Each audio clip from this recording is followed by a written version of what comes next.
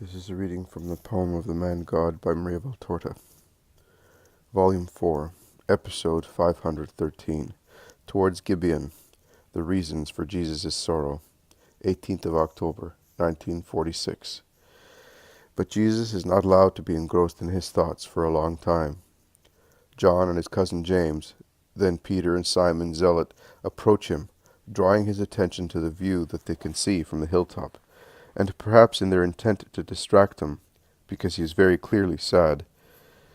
They recall episodes that took place in the district which their eyes are surveying: the trip towards Ashkelon, the house of the peasants in the Sharon plain, where Jesus made the old father of Gamala and Jacob see again, the retreat of Jesus and James on Mount Carmel, Caesarea on the sea, and the little girl Aurea Galla, the meeting with Syntyche, the Gentiles at Joppa, the highwaymen near Modin, the miracle of the crops in the house of Joseph of Arimathea, the poor old woman gleaner, recollections which should cheer one up, but in which, for everybody, or for him alone, there is the remembrance of tears and sorrow. Also the apostles become aware of that, and they whisper, "Truly there is sorrow in everything on the earth. It is a place full of expiation." But Andrew, who has joined the group with James of Zebedee, remarks quite rightly, "A just law for us sinners, but why so much grief for him?" A polite discussion arises, and remains such also when all the others, attracted by the voices of the first ones, join the group. The only exception is Judas Iscariot, who takes pains in the middle of the humble people whom he instructs, imitating the Master's voice, gestures, and expressions, but it is a bombastic, theatrical imitation, lacking the warmth of persuasion, and his listeners tell him quite openly, which makes Judas irritable, and he throws back in their faces that they are dull-minded, and thus they understand nothing, and he states that he is going to leave them because it is not worth the trouble to throw the pearls of wisdom to pigs. But he remains because the humble people are mortified, and they beg him to bear with them, admitting that they are inferior to him as an animal is to man. Jesus, in order to listen to what Judas is saying, does not pay attention to what the 11 are saying around him, and what he hears does not certainly cheer him up, but he sighs and is silent, until Bartholomew interests him directly by submitting to him the different points of view concerning the reasons why he who is innocent and free from sin must suffer. Bartholomew says, "I maintain that it happens because man hates him who is good. I am referring to a guilty man, that is, to the majority of men. That majority realize that their guilt and vices show up even more when they are compared with those who are innocent, and out of spite they revenge themselves by making good people suffer. I instead maintain that you suffer because of the contrast between your perfection and our misery.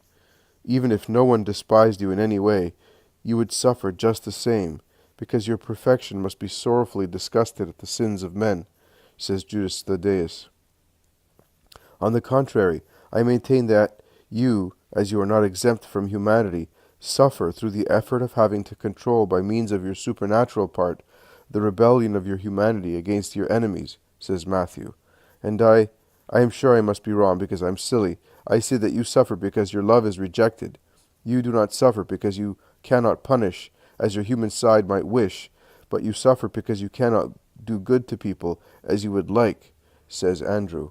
"Finally, I maintain that you suffer because you must suffer all sorrows, in order to redeem all sorrows, as neither of your natures prevails in you, but they are both blended in perfect harmony to form the perfect victim, so supernatural as to be able to appease the offense given to God, so human as to be able to represent mankind and lead it back to the immaculacy of the first Adam, to cancel the past and generate a new humanity, to recreate a new humanity according to the thought of God, that is, a humanity in which there is really the image and likeness of God and the destiny of man, the possession, the ability to aspire to the possession of God in his kingdom. You must suffer supernaturally, and you do suffer for what you see being done and for what surrounds you. I could say with perpetual offense to God, you must suffer humanly, and you do suffer, to cut off the lewdness of our flesh, poisoned by Satan, with the complete suffering of the two perfect natures, you will completely cancel the offense to God, the sin of man, says the zealot. The others are silent. Jesus asks, "Are you not saying anything? Which, according to you, is the just definition?" Some say this, some that. Only James of Alphaeus and John are silent. "And what about you two? Do you not approve of any of them?" says Jesus teasingly. "No, we feel there is something true, something very true in each of them, but we also feel that the utter truth is missing." "And can you not find it?" "Perhaps John and I have found it, but it seems almost blasphemy to us to tell you, because we are good Israelites, and we fear God so much that we can hardly mention his name, and it seems a blasphemous thought to us that while for a man of the chosen people, for a man son of God, it is almost impossible to pronounce the blessed name, and he has to create substitutes to mention the name of his God. Satan may dare to harm God, and we feel that sorrow is always active against you, because you are God and Satan hates you. He hates you more than anybody else. You find hatred, brother, because you are God, says James. Yes, you find hatred because you are love. It is not the Pharisees or the rabbis or this man or that one, or for this or that reason that rise to grieve you. It is hatred that pervades men and directs them, livid with hatred, against you, because with your love you snatch too many praise from hatred, says John. There is still one thing missing in the many definitions. Look for the reason, which is the really true one, the one by which I am, says Jesus, encouraging them. But no one finds it. They think and think. They give up saying, "We cannot find it." It is so simple. It is always in front of you. It resounds in our books, in the great figures of our history. Come on, look for it. In all your definitions, there is some truth. But the first reason is missing. Do not look for it in the present times, but in the most remote past, beyond the prophets, beyond the patriarchs, beyond the creation of the universe. The apostles are pensive, but they do not find it. Jesus smiles and then says, "And yet, if you remembered my words, you would find the reason, but you cannot remember everything as yet. But one day you will remember. Listen. Let us go back up the course of ages, together, farther back than the limits of time. You know who spoiled the spirit of man. It was Satan, the snake, the antagonist, the enemy, the hatred. Call him what you like. But why did he spoil man? Because he was eaten up with envy. He saw a man destined to heaven, from which he had been driven out. He wanted for man the exile that he had received. Why had he been driven out? Because he rebelled against God. You know that. But in what? In obedience. Disobedience is at the origin of sorrow. Then, is it not also necessarily logical that to restore order, which is always a joy, there should be a perfect obedience? It is difficult to obey, particularly in grave matters. What is difficult causes sorrow to those who accomplish it. Consider, therefore, whether I, who was asked by the love, whether I would take back joy to the children of God, should not suffer infinitely to obey the thought of God. I must, therefore, suffer to win, to cancel, not one or 1,000 sins, but the very preeminent sin, that, in the angelical spirit of Lucifer, or in that animating Adam, was and will always be, until the last man, a sin of disobedience to God. Your obedience, men, is to be limited to the little. It seems so much to you, but it is so little that God asks of you. In his justice he only asks of you what you can give. Of the will of God you know only what you can understand, but I know all his thought, concerning great and small events.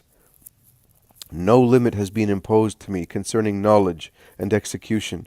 The loving sacrificer, the divine Abraham, does not spare the victim and his son. It is the unsatisfied and offended love that demands reparation and offerings. And if I should live for thousands of years, it would be of no avail if I did not consume man to his last fiber, as nothing would have happened if ab eterno I had not said yes to my Father, preparing to obey as God's Son and as man, whom the Father had then found just. Obedience is sorrow and glory. Obedience, like the Spirit, never dies. I solemnly tell you that those who are truly obedient will become like gods after a continuous struggle against themselves, the world, Satan. Obedience is light. The more one is obedient, the more one is luminous and sees. Obedience is patient, and the more one is obedient, the more one bears things and people. Obedience is humble, and the more one is obedient, the more one is humble with his neighbor. Obedience is charitable, because it is an act of love, and the more one is obedient, the more numerous and perfect are the acts. Obedience is heroic, and the hero of the Spirit is the saint, the citizen of heaven, the deified man. If charity is the virtue in which one finds God, one master, obedience is the virtue in which one finds me, your master. If charity is the virtue in which one finds God, one enshrine, obedience is the virtue in which one finds me, your master. Ensure that the world knows you as my disciples, through absolute obedience to everything that is holy. Call Judas. I have something to tell him as well. Judas arrives.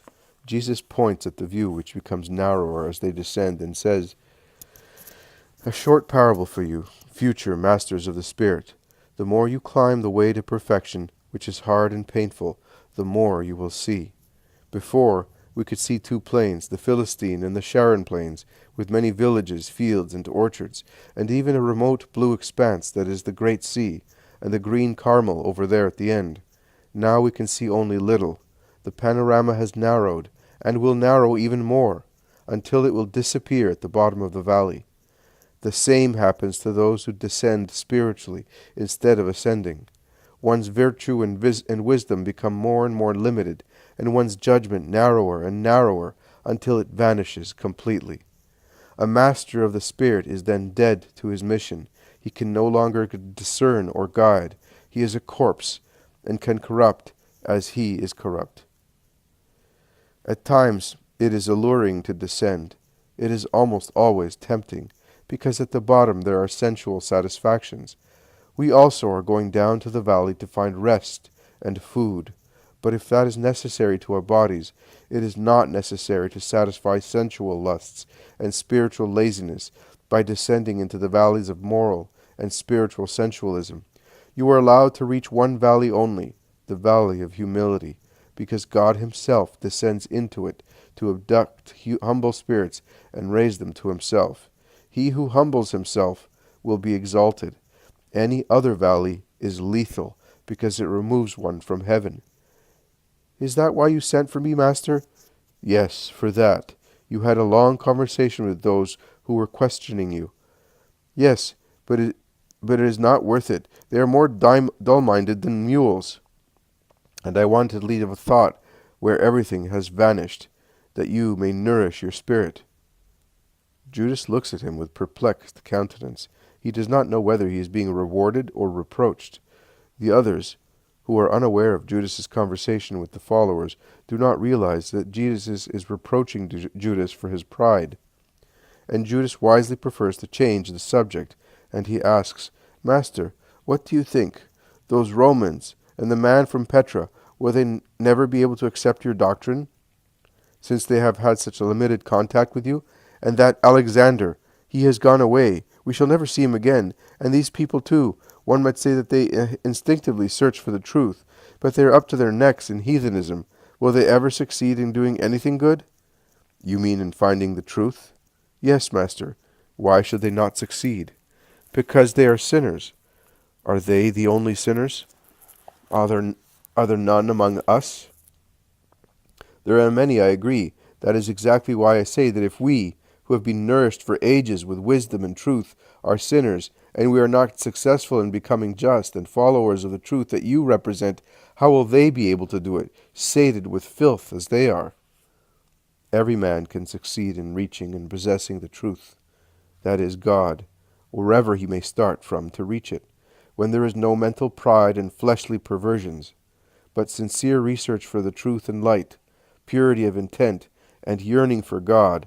A creature is surely on the way to God. Mental pride, fleshly perversion?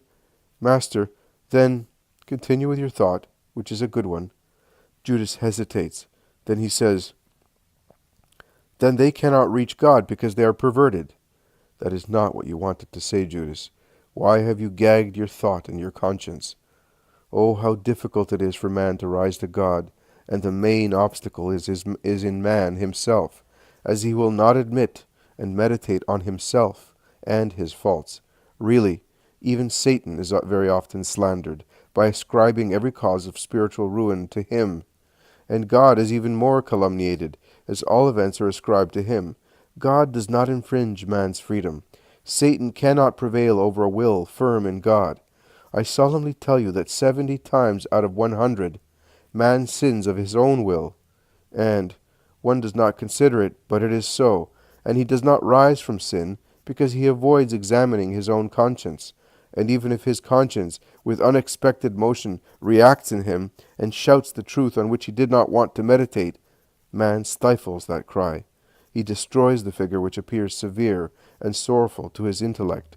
He twists with an effort his thought influenced by the accusing voice, and he refuses to say, for instance, "Then I, cannot reach the truth because our minds are proud and our flesh corrupt." Yes, truly, we do not proceed towards the ways of God because among us there is pride of minds and corruption of the flesh, a pride which really vies with the satanic one, so much so that God's actions are judged and hampered when they are contrary to the interests of men and parties, and because of that sin, many Israelites will be damned forever.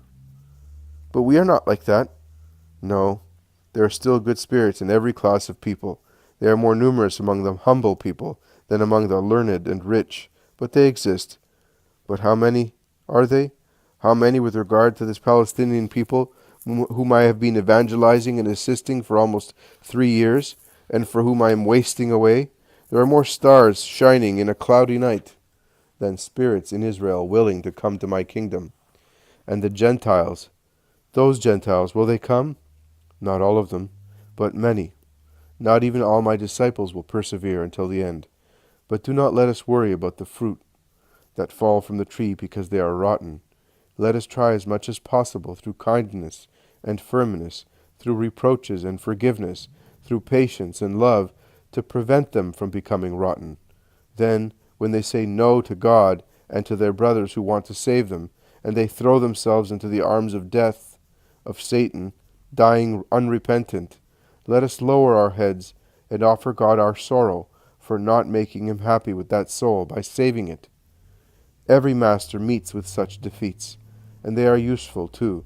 They humble the pride of the master of souls and test his constancy in his ministry. A defeat must not weary the will of the teacher of spirits. On the contrary, it must spur him to do more and better in future. Why did you tell the Decorian that you will see him on a mountain? How do you know? Jesus looks at Judas, a long, strange look in which sadness mingles with a smile, and he says, "Because he is one of the people who will be present at my Assumption, and he will tell the great doctor of Israel a severe word of truth, and from that moment he will begin his safe journey towards the light. But here we are at Gibeon. Let Peter go with other 7 to announce me. I will speak at once in order to dismiss those who have followed me from the nearby villages. The others will stay with me until after the Sabbath. You, Judas, stay with Matthew, Simon, and Bartholomew." I did not recognize in the Decorian any of the soldiers who were present at the crucifixion, but I must say that, engaged as I was in watching my Jesus, I did not pay much attention to them. As far as I was concerned, it was a group of soldiers on duty, nothing else. Further, when I could have watched them more carefully, because everything was accomplished, there was such a faint light that only well-known faces could be recognized. But taking into account Jesus' words, I think that it was the soldier who said some words to Gamaliel, words that I do not remember and that I cannot check, because I am all alone in the house, and I cannot get anybody to give me the notebook of the Passion.